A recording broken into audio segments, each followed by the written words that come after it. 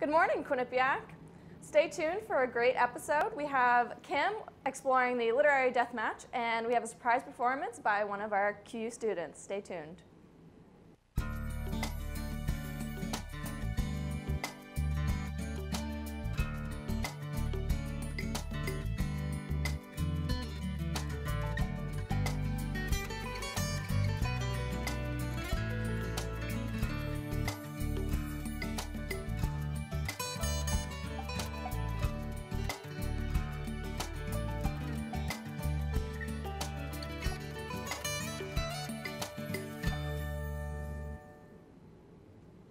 Welcome back. Hello. I'm here with Andrew. Andrew here. I'm here with Steph. How you guys? How was your weekend, Steph? It was good. It was good. It was kind of laid back. I'm saving all my energy for this coming weekend. I'm going to Comic-Con. Oh, awesome. Yeah. That sounds really cool. My sister used to work at Comic-Con back Oh, in wow. the day. Yeah. That's awesome. What'd you do? She works for a marketing firm, so they put on the trade Okay. shows, but now she's on like the food and wine show in New York City instead of Comic-Con. That's really cool. But yeah, she used to get to go to that, which is pretty cool. Awesome. Yeah, I need to do anything fun this weekend? Just watched a few movies. We watched the Lego Movie, which was great. I've never seen that. that. I loved it. I loved it. I always see it in the red box. I'm like, no. Oh no, it's totally It's worth it. Maybe next time. To be determined. Yeah. So last week, I know that your fraternity had some big event with pies. Yes. Last week, Monday and Tuesday, my fraternity Beta Theta Pies held Beta Theta Pies, where we took pies in the face for the American Cancer Society. And I believe we have a video of me getting pied in the face. Yeah. Let's take a look. Don't break my nose.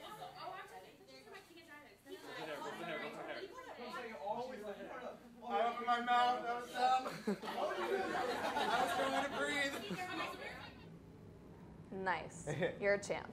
Yeah, it was really fun. I mean, the whipped cream just gets everywhere. I know, in right? my nose, my ears, my hair. That was also Jen Porca, one of our executive producers, pieing me in the face, which was kind of cruel, actually. Oh, well, can't say I've ever done that. Yeah, and it smells too. I mean, I don't know if anybody went to Beta Theta Pies, but the hallway just like reeks of whipped cream. Like we have to do this outside next year. Yeah, definitely. But it was all for a good cause, and we had a lot of fun doing it. And yeah, who doesn't like a little whipped cream smash? How many times have you done that? This was the second year we did it, so nice. We're planning on doing it. But we're going to have to toss it to weather now with Sarah. I'm Sara Pizzuto with this week's weather forecast. Temperatures will start to drop this week and it will feel more like fall. Today will be mostly sunny. There will be a high of 68 degrees and a low of 55 degrees. Clouds will come out tomorrow and stay throughout the day. Temperatures will be in the low 70s. You're going to need your umbrella and raincoat on Wednesday. There will be scattered showers that will start in the morning and continue on into the night. There will be a high of 68 degrees and a low of 53 degrees.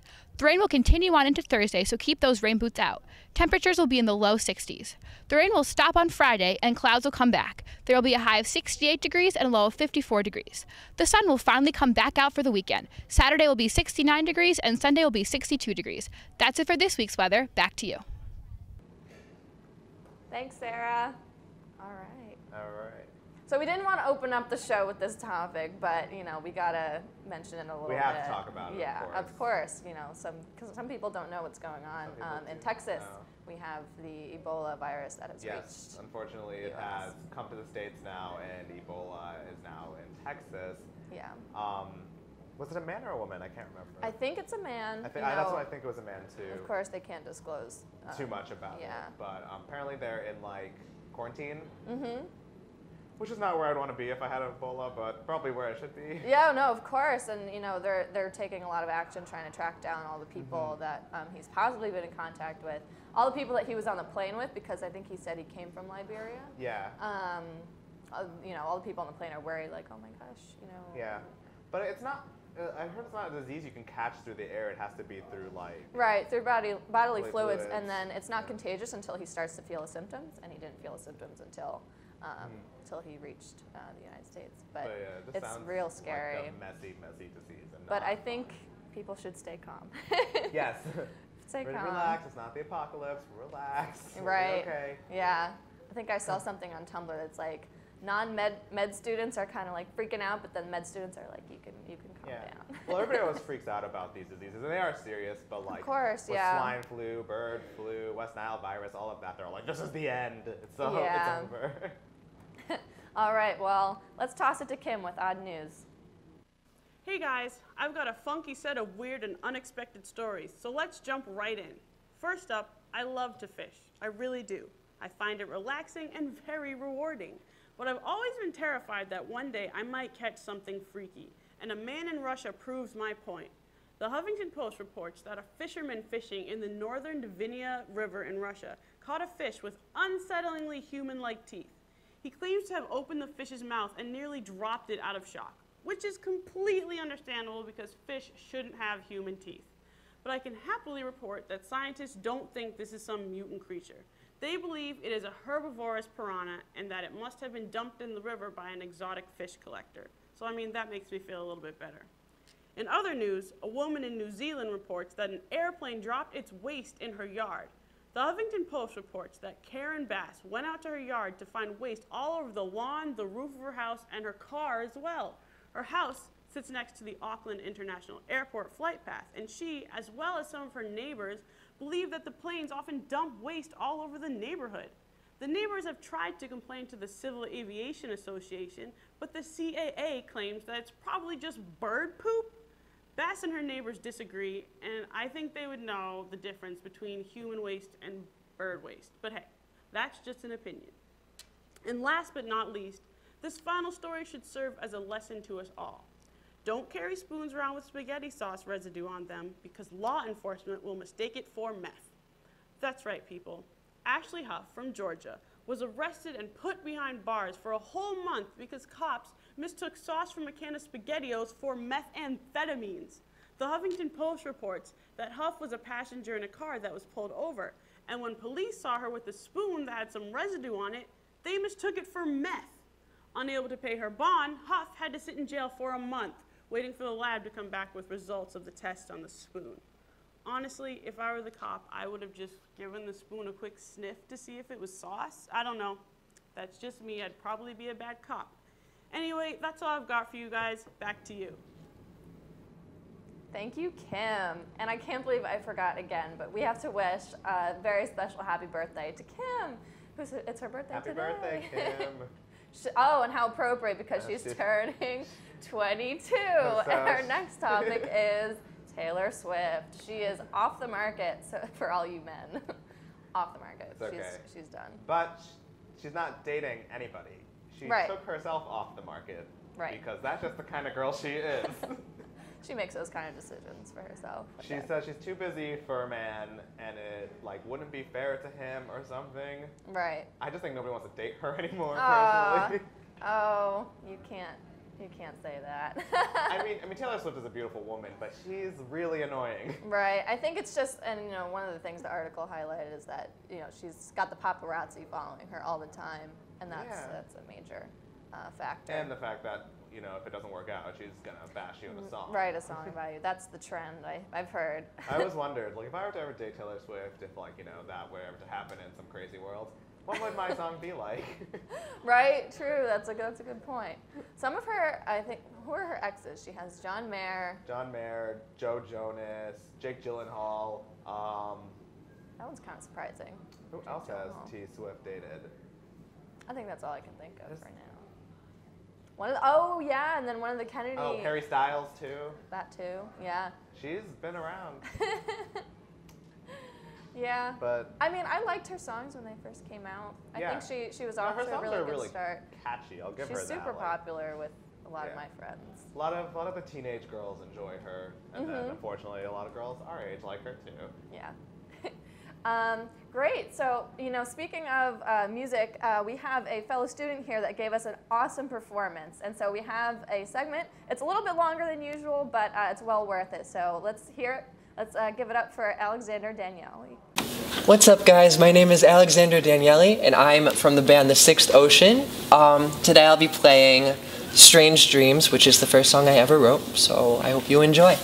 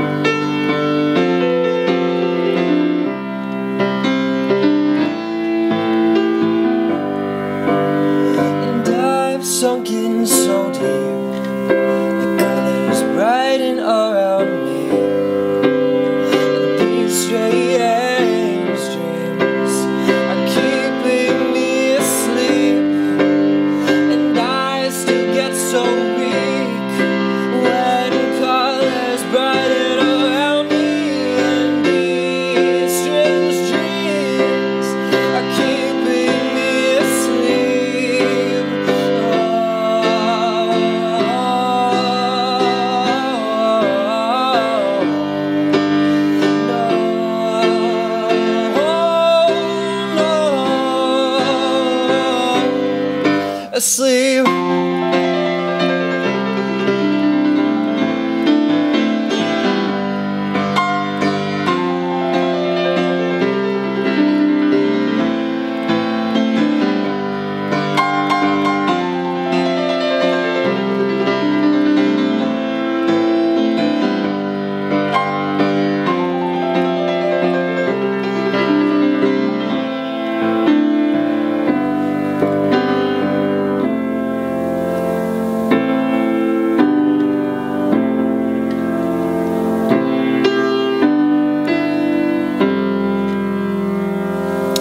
Thank you guys, back to you.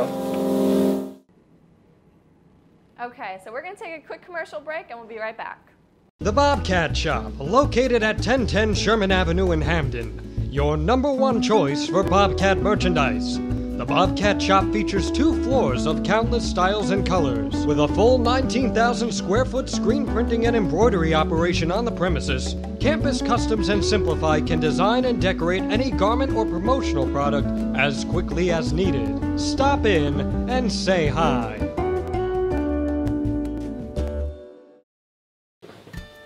Wake up, Quinnipiac! It's the morning after! Hey! Come on, guys, it's time for TMA! Let's go!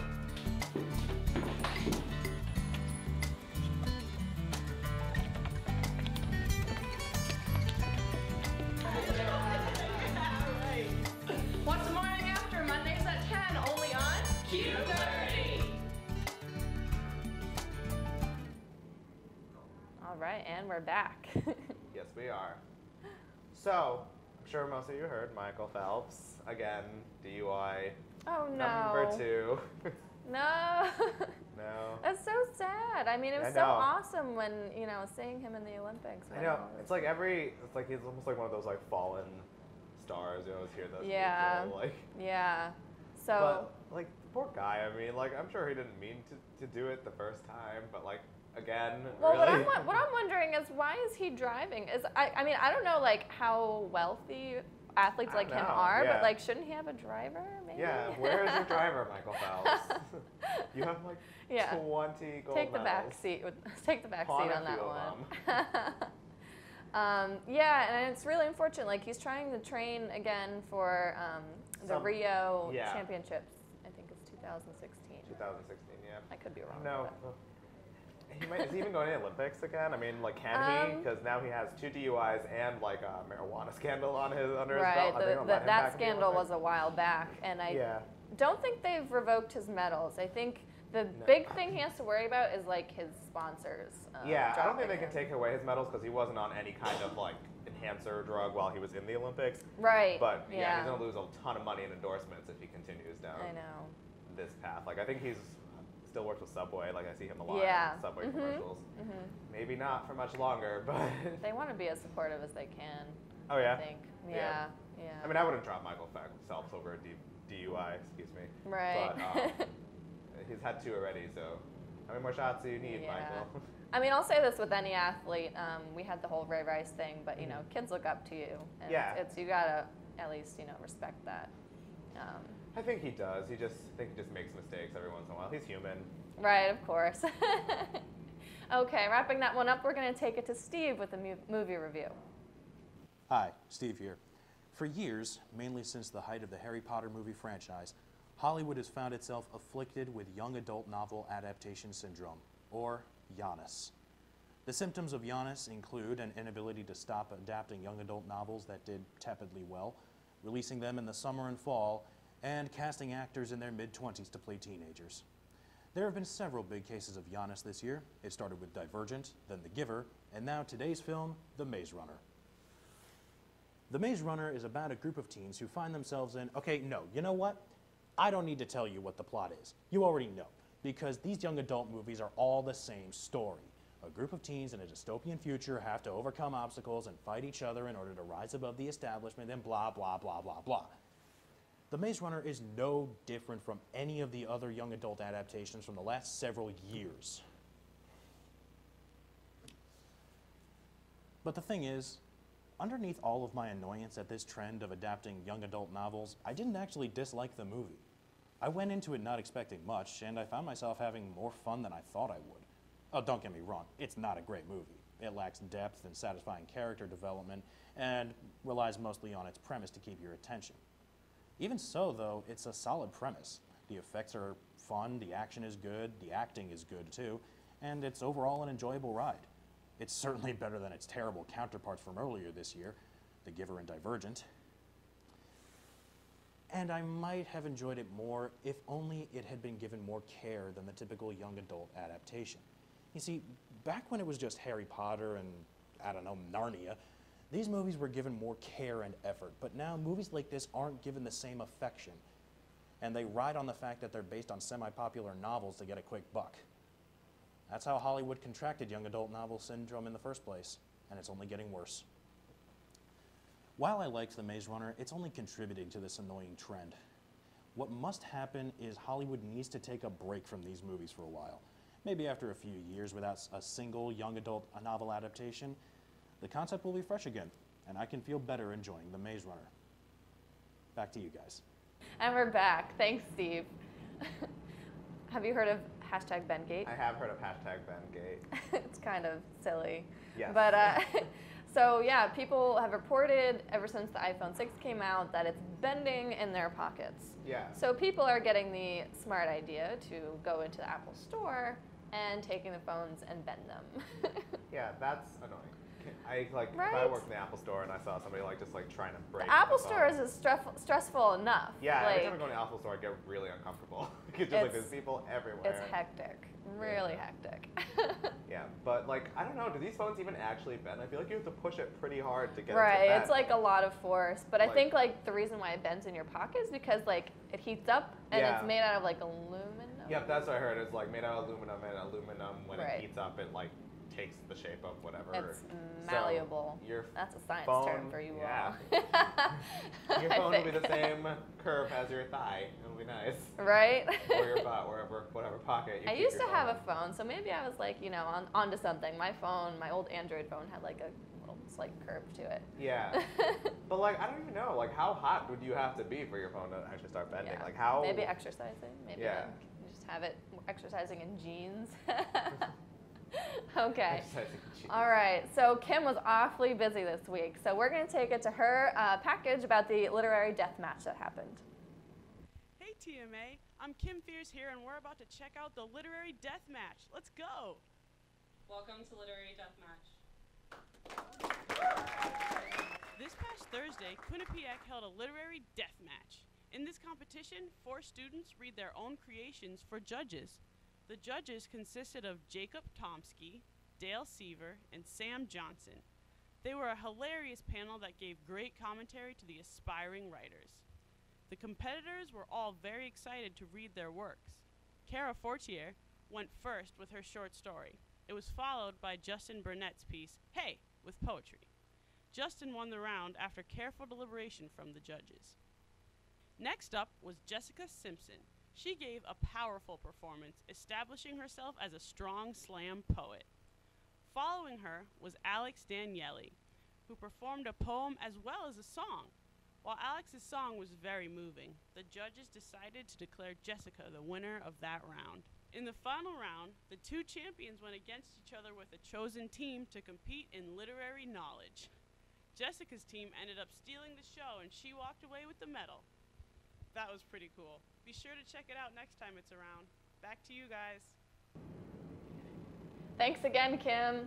Thank you. Okay, I love this story. So somebody started a joke not too long ago. He posted a Kickstarter to make potato salad, and he wanted to raise $10. And then all of a sudden, it blew up online. And so people started donating so much money. And at this point, for potato salad, the description was I want to make potato salad. I don't know what kind yet. Help me out. I need something like that. And so it blew up, and I think he made somewhere close to 55 grand. If Yep. it's that easy, I need to start doing this. Right? It's crazy. And then, so what he did with all that money, obviously he wasn't going to take it for himself, I probably would. He did like a what is it, like a party, like a public party. He just like some kind of fair, and you know, because Kickstarter has a rule that you can't take the money and put it to charity, so he used the money they raised in the Kickstarter, did this event, and then any money that he raised at that event, it went to I think it was fighting hunger in his hometown of Columbus, Ohio. So That's a good idea. yeah. He got coverage from like Good Morning America. They picked it up right away. Awesome. And yeah, so yeah, good for him. I think That's it's pretty cool. I think it's so funny how things like that happen. Yeah. It's all in good intention. All right, so we're going to take a quick commercial break, and then when we come back, we're going to have an interview with a fellow WQAQ member.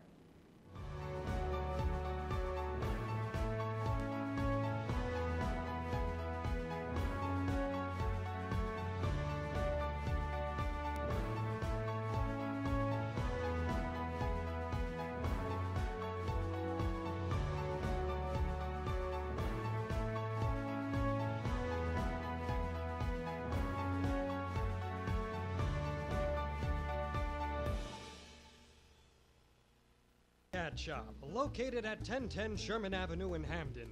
Your #1 choice for Bobcat merchandise. The Bobcat Shop features 2 floors of countless styles and colors. With a full 19,000 square foot screen printing and embroidery operation on the premises, Campus Customs and Simplify can design and decorate any garment or promotional product as quickly as needed. Stop in and say hi. Okay, and we're back. So we have Janelle here with us. Gianna, I'm sorry. Otherwise known as DJ Lachey. Awesome, thanks for being with us. I'm glad to be here. Thank you for having me. So we heard that you also work for Def Jam. Yes, I am a Def Jam college rep. That's great. That's awesome. That's awesome. I do know a couple artists that are part of Def Jam, so that's really cool. Yeah, they have an array of artists. Awesome. So when did you get started with WQAQ? This semester. Great. So about 6 weeks ago. Awesome. What's your show like? My show, I play R&B, rap, hip hop, soca, and I try to pick a topic every week to talk about, and I'll have a couple of guests. And I advertise it on Facebook, the QU Facebook, and Twitter, so it's open to anyone. If I post a post saying, oh, I'm going to talk about this, would anyone like to be my guest to join me? Oh, and great. you can DM me, at me, and that's awesome. I usually have a male and a female. So like last week, my topic was dorm room turnoffs.